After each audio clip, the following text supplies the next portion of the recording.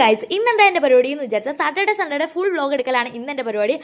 ഒരിക്കലുള്ള അമ്മയുടെ വരക്കം മുടക്കിയിട്ടില്ല. കാരണം അടുപ്പ് കത്തിക്കാൻ മോളെ പഠിപ്പിക്കണമല്ലോ. എന്തായാലും അടുപ്പ് കത്തിക്കാൻ എനിക്കറിയാം, പക്ഷേ ഞാൻ കത്തിച്ച 10-25 മിനിറ്റ് എടുക്കും.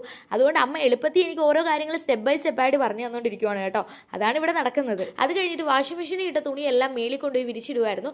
നല്ല മഴക്കോളം ഉണ്ടായിരുന്നു, എന്നാലും വിരിച്ചിടാമെന്ന് വിചാരിച്ചിട്ടുണ്ടായിരുന്നു. അത് കഴിഞ്ഞപ്പോഴത്തേനും അമ്മ നല്ല ചീനിയും മീൻകറിയും മീൻ വറുത്തതും എല്ലാം ഉണ്ടാക്കിയിട്ടുണ്ടായിരുന്നു. തേങ്ങ അരച്ച മീൻകറിയും മുളകരച്ച മീൻകറി ഒക്കെ ഉണ്ടായിരുന്നു. തേടുകറിയായിരുന്നു കേട്ടോ.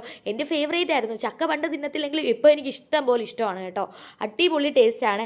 എന്തായാലും ആഴ്ചയിൽ എൻ്റെ അമ്മ ഒരിക്കൽ വരുമ്പോഴാണ് അടിപൊളിയായിട്ട് ഫുഡ് കഴിക്കുന്നത്. ഇല്ലെങ്കിലും കഴിക്കുന്നുണ്ട്, എന്നാലും അമ്മ ഉണ്ടാക്കി തരുന്ന ഫുഡിന് പ്രത്യേക ഒരു ടേസ്റ്റ് ആണല്ലോ. അതുകൊണ്ട് എനിക്ക് ഭയങ്കര ഫേവറേറ്റ് ആണ്. കഴിച്ചൊക്കെ കഴിഞ്ഞതിന് ശേഷം ഞാൻ പോയി ദേവുവിനെ എടുത്തുകൊണ്ട് വന്നു. ദേവുവിനെ എടുത്തുകൊണ്ട് വന്നപ്പോൾ ദേവുവിന് ഭയങ്കര കരച്ചിലായിരുന്നെങ്കിലും പിന്നെ കുറച്ച് നേരം കഴിഞ്ഞപ്പോൾ അഖിൽച്ചേട്ടൻ്റെ ലാപ്ടോപ്പിനകത്ത് ഞാൻ കാത്തു വിട്ടു കൊടുത്തു.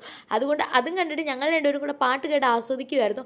അതായിരുന്നു ദേവു അടങ്ങിയിരിക്കുന്നത്. പിന്നെ ഞാൻ ജീരകമിഠായി എടുത്ത് കൈ കൊടുത്തിട്ടുണ്ടായിരുന്നു കേട്ടോ. നല്ല പാട്ടായിരുന്നു. അതുകൊണ്ട് തന്നെ കണ്ടുകൊണ്ടിരിക്കാൻ നല്ല രസമുണ്ടായിരുന്നു കേട്ടോ.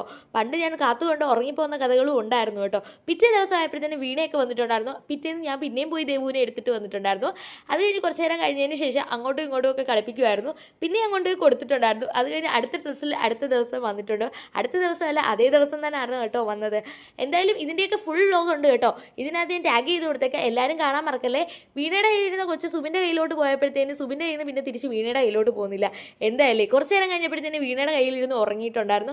വീണയ്ക്ക് ഭയങ്കര ഇഷ്ടമായിരുന്നു കൊച്ചുങ്ങളെ ഇങ്ങനെ കളിപ്പിക്കാൻ. എനിക്കും അങ്ങനെ ഇഷ്ടമാണ് കേട്ടോ. കുറച്ച് നേരം കഴിഞ്ഞ് നല്ല ഉറക്കമായിട്ടുണ്ടായിരുന്നു. ഉറങ്ങിക്കഴിഞ്ഞ് എഴുന്നേറ്റപ്പോഴത്തേന് ഞാൻ ദേവുവിനെ കൊണ്ടുപോയി വീട്ടിൽ കൊടുത്തിട്ടുണ്ടായിരുന്നു. അത് കഴിഞ്ഞിട്ടാണെങ്കിൽ എന്ത് ചെയ്യണമെന്ന് അറിയത്തില്ലായിരുന്നു. എന്തായാലും ഇതിൻ്റെയൊക്കെ ഫുൾ വ്ലോഗ് ഉണ്ട് കേട്ടോ. എല്ലാവരും കാണണം കേട്ടോ. ഒന്നും മിസ് ചെയ്യില്ല. അടിപൊളി വ്ലോഗാണ് കേട്ടോ. നിങ്ങൾ ഈ ഫുള്ള് വ്ലോഗ് കാണുമെന്ന് ഞാൻ പ്രതീക്ഷിക്കുന്നു കേട്ടോ. ഇഷ്ടപ്പെടുവാണെങ്കിൽ കമൻറ്റ് ചെയ്യാൻ മറക്കല്ലേ. അപ്പോൾ അടുത്ത വീഡിയോ ആയിട്ട് വരാം. Bye bye, Tata, love you ഉമ്മ.